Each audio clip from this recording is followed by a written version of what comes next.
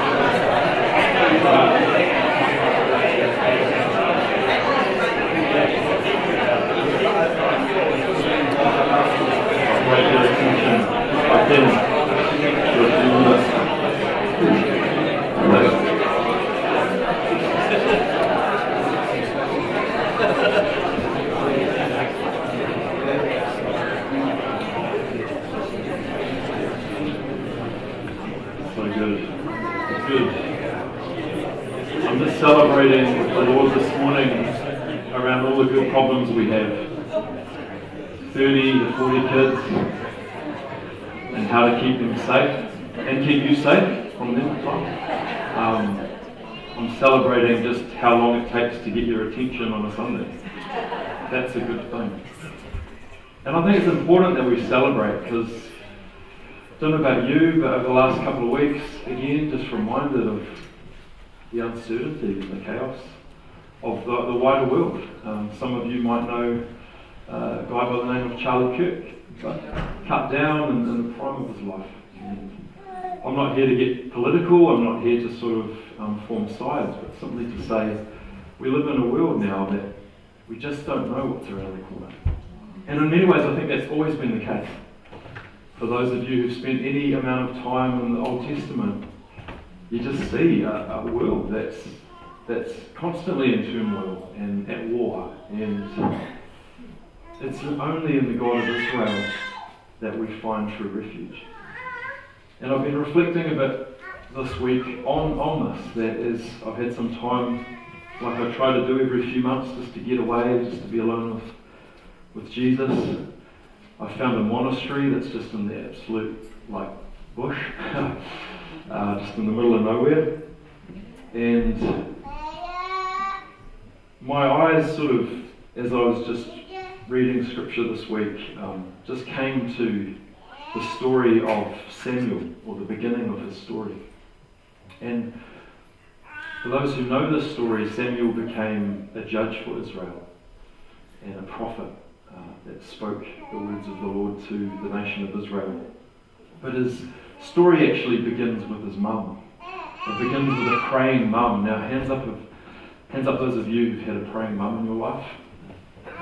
Maybe you're sitting in the chair this morning because you've had a praying mum. A cheeky little word over there. But Samuel's journey begins with Hannah. And Hannah, it says in 1 Samuel chapter 1, was one of two wives of a guy by the name of Elkanah. And a little bit similar to Jacob with Leah and Rachel, they formed this sort of rivalry, this jealousy. And it says that as they would go on their way to annual feasts and sacrifices to the Lord in Shiloh, wasn't yet in Jerusalem at that time, it says that this other wife would give Hannah grief about not having children. And it's at one of these particular pilgrimages, she's just had enough. She's at the end of her rope, you might say. A woman at that time who didn't have a child was not destined for great things, a lot of stigma attached. If they didn't have a son, there often wasn't that ongoing sense of lineage for that family. It stopped there. There was a lot of shame in these times. Continues to be the case today, but particularly in this culture, it was just the most shameful thing. What's interesting is that in one of these pilgrimages, it says that Hannah is at the temple and she's just bitter and weeping and crying out to the Lord, and she cries out for a son. And Eli's watching, thinks that she's kind of had a little bit too much wine, says, "Hey, steady on, lady. That's enough for you." And she says, "No, my soul is grieved. I'm pouring out my soul before the Lord." And Eli finds out about this and he says, "May your request be granted." And so Hannah goes away, and in the course of time she bears a son. And it's when he's finally weaned that she goes back with him. And her promise is, the prayer for this child and the promise attached to that prayer is, "If you will give me a child, I will dedicate him to you. He will be given over to you all the days of his life." And so she does this. When the time of being weaned happens, she goes back to Shiloh, presents him to Eli, the priest of that time. And this is her prayer. 1 Samuel chapter 2. She prays this prayer, and I believe it's a prayer that's quite apart from the circumstances of Hannah's life. It's a prayer that I think is prophetic for these times. These times of chaos and uncertainty, and what's around the corner next, and how should we respond as followers of Jesus Lord. This prayer has so much in it. And so if you want to turn there this morning, it's in 1 Samuel chapter 2, starting in verse 1.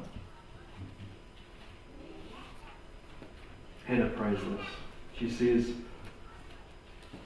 and I'm sorry, I don't have my clicker as usual, Jackie, so you might just have to bear with me. I've put it somewhere this morning and I don't know where. 1 Samuel chapter 2, starting in verse 1.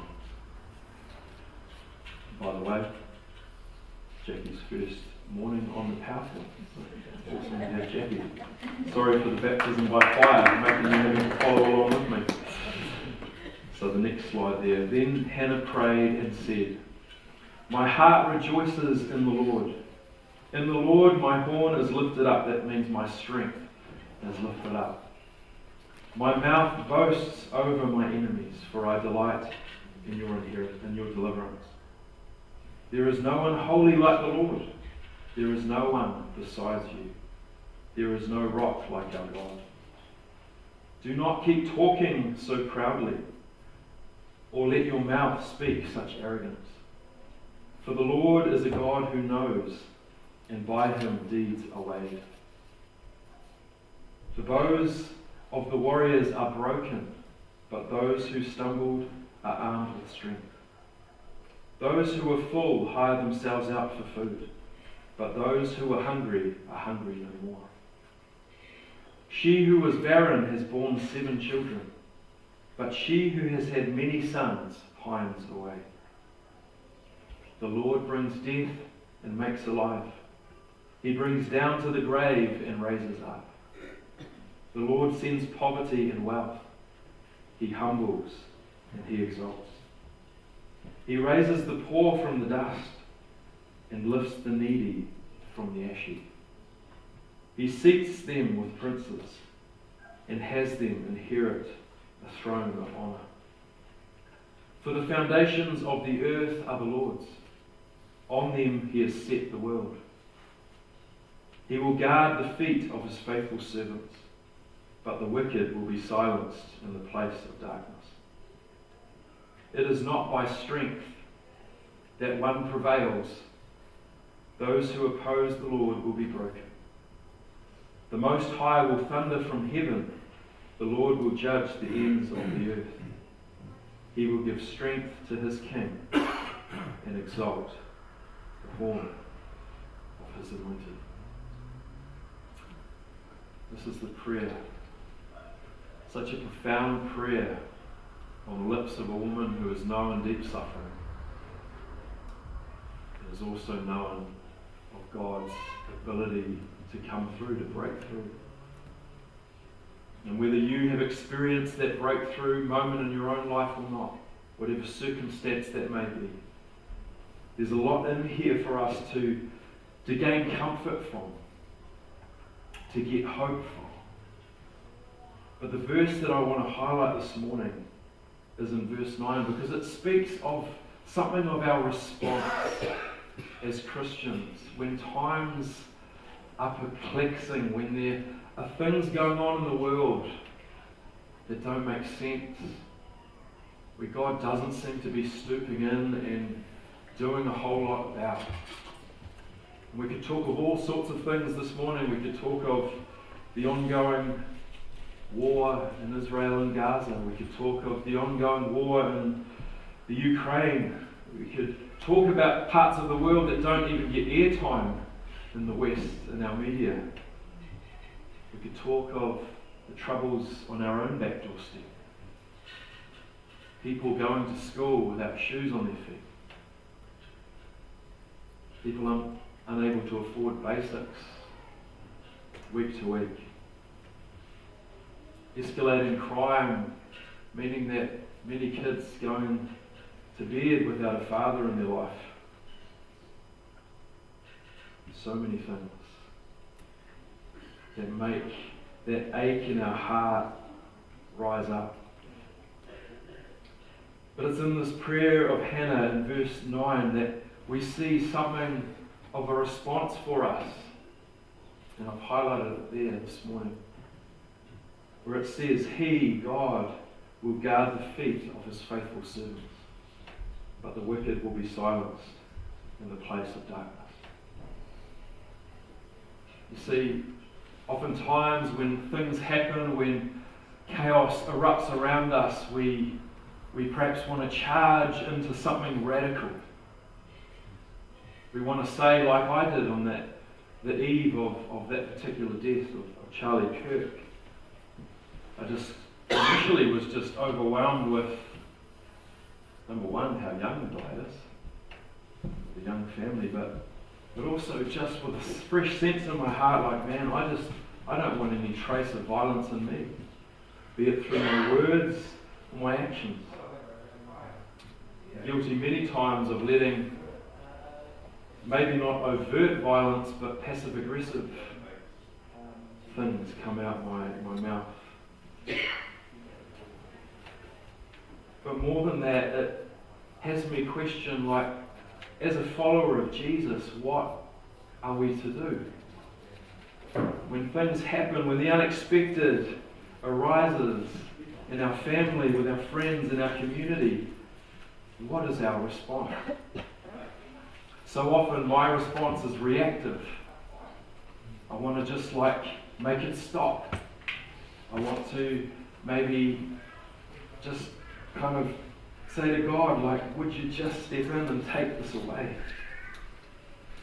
But here we have a vision for us of what our response day in, day out needs to be. And that is to be faithful servant. This word faithful is key.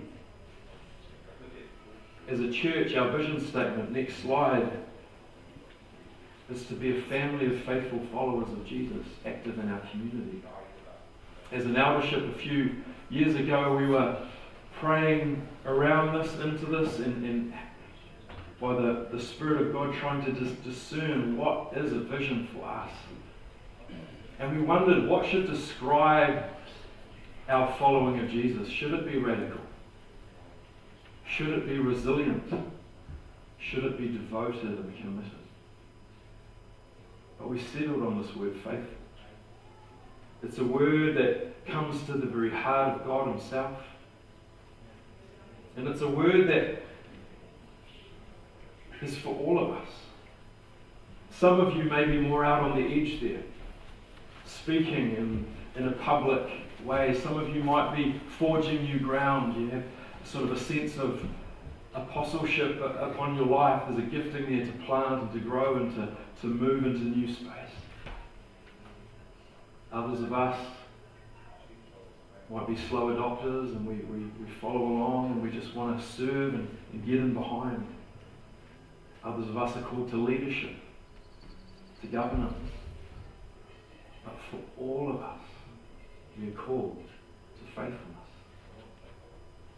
That in the light of things, disturbing things that might go on around us, we are called not necessarily to become more vocal, although some of us will be called into that space.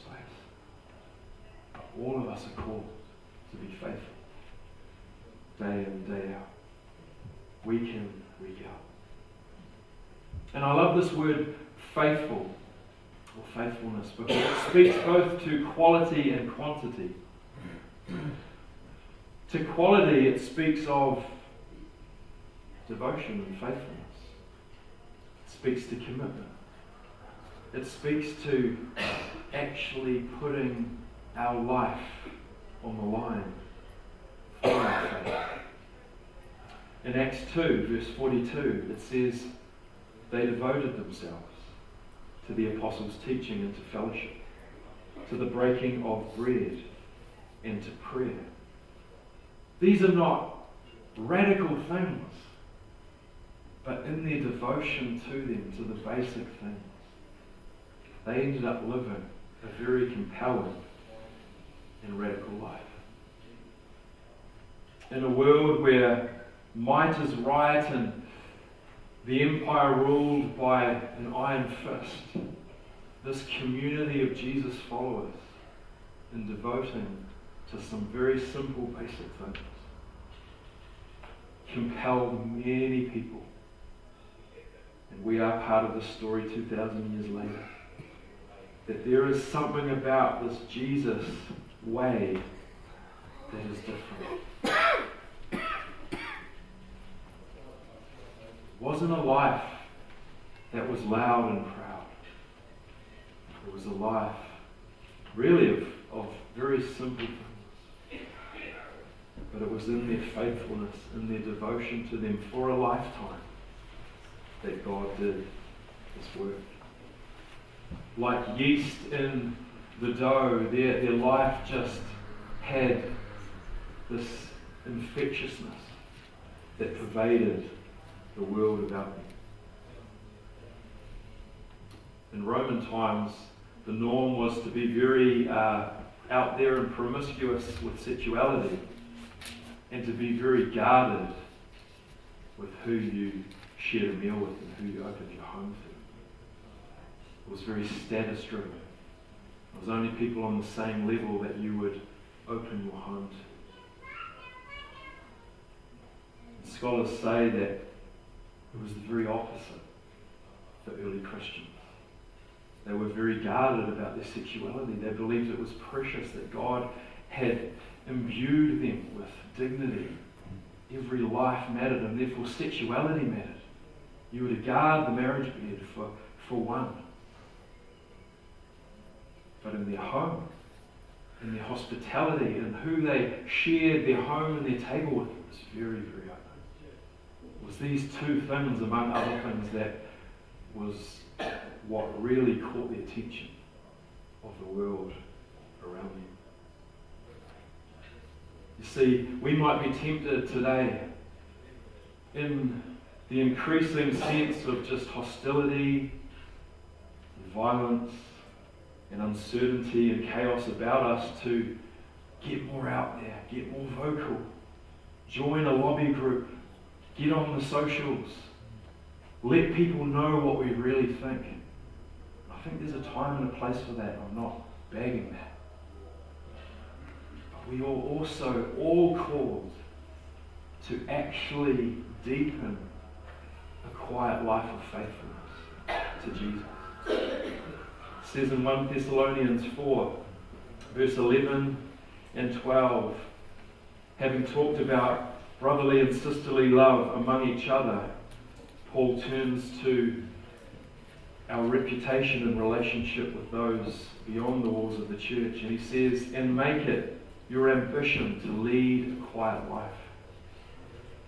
You should mind your own business. Probably where that saying came from, right there. And work with your hands, just as we told you, so that your daily life may win the respect of outsiders, and so that you will not be dependent on anybody. See, in these times we can maybe think, oh, we need to be more radical. We need to just be more out there. Maybe it's about getting more Christians into government. Let's just push that agenda. Let's do this, let's do that. Whatever we do, let's not be quiet. And I get that sentiment. And again, I think our conviction should only build and strengthen as we live through these times. But here we have Paul saying, your ambition at the heart of it all should be to live a quiet life. Not to just go out there and add to the noise. Not to be disturbed in your spirit by these things, but to come back to your anchor. I love the words in Psalm 23 where it says, the Lord is my shepherd, I shall not want. He leads me beside quiet waters. He makes me lie down in green pastures. He restores my soul. See, something about our soul needs the quiet, needs the stillness, needs to come back at times to remind ourselves that our refuge is in God alone. He is the one that builds up and tears down. He is the one that gives life and takes it away. He is the one who brings life and life in all its fullness. This speaks to the quality of faithfulness. But there's also a quantity aspect to this word. in that we are called to do this thing for the long haul, for the long term, for our whole lives. I remember as a young man having more fervour, more kind of passion, raw passion. And it was good, but man, I don't know how many times I ended up on the altar call, giving my heart to Jesus again. These days, it's less of a need to commit and recommit every day, although every day you've got to die to yourself, don't you? But there is a call as we go on with the Lord to hold fast, to be faithful in that sense of lifelong commitment to Jesus. Not to a political persuasion, to Jesus. Not to a club or an interest group of our choice, but to Jesus. It's the faithfulness to Jesus that will set us apart from the world and nothing else. No amount of coming here on a Sunday is going to do it. It's our faithfulness to Jesus over a lifetime. That's why it says in Hebrews 10:23, "Let us hold unswervingly to the hope we profess, for he who promised is faithful." Hebrews 10:23. That's the next slide there. Let us hold unswervingly to the hope we profess, for he who promised is faithful. Your faithfulness is rooted and grounded and flows from his faithfulness to you. You know he's never going to let you go. No matter what is going on. And it's like in a marriage. This is the picture we ultimately get of faithfulness. In Ephesians 5, Paul says, "Husbands, love your wives as Christ loved the church and gave himself up for it." Wives, submit, respect your husbands.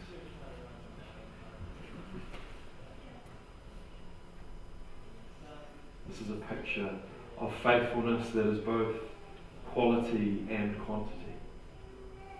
It's devotion, it's heartfelt, it's commitment, but it's also those things for a lifetime.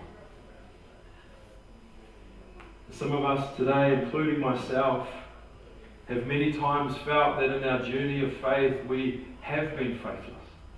We have walked away, we have missed the mark. That's literally what sin means, is just to miss the mark, and we do. We do all of the time. But God is faithful. He's not going to let this world descend into chaos on his watch. It may be chaotic, but he's not going to let it slide back into that watery chaos we see in Genesis 1, where the Spirit is hovering over the chaotic waters. He's not going to, again, let that happen. He is faithful. And 2 Timothy 2 verse 13 says, "If we are faithless, he remains faithful, for he cannot deny himself." In Lamentations 3, "Because of the Lord's great love, we are not consumed, for his compassions never fail. They are new every morning. Great is your faithfulness." This may not be a word that tickles our ears very much this morning. It's not that kind of seducing and sexy to talk about faithfulness in this world. This is the invitation to us. Whether things are going well in the world around us, or whether things are just a little bit chaotic, Hannah's prayer reminds us that we have a God who is faithful. And he will guard the feet of his faithful servant. So as we come to the table this morning, the table of the Lord, as we break bread together, and we do so together, this feast This meal of remembrance that Jesus gave us was a meal to be done together. As we take and eat this morning, remembering his body broken for us, his blood poured out for the forgiveness of our sin. Let us remind ourselves of the faithfulness he calls us to. He was the faithful priest that came to give his life a ransom for many, to stand in the gap between heaven and earth. And Hannah didn't know this, but as she prayed this prayer that gave articulation to faithfulness, the faithfulness of God and the faithfulness we're called to have, she didn't know that at that very time, priests of Israel, Eli's sons, were being the epitome of faithlessness. They were taking the best of the sacrifices and eating it for themselves. They were making a mockery of God. They were spitting in his face. And there was her prayer in the midst of that, without her knowing, God, you're faithful. And would you be with the ones who are faithful to you? So as we come this morning, breaking bread together, whether you feel faithful or not, know that he is faithful. He has given his life for us, so that we can walk behind him the days of our lives, getting covered in his dust. Not because of our goodness, not because we are qualified, but because he calls us to come, follow me. Let's come to the table this morning. Let's be reminded of this faith.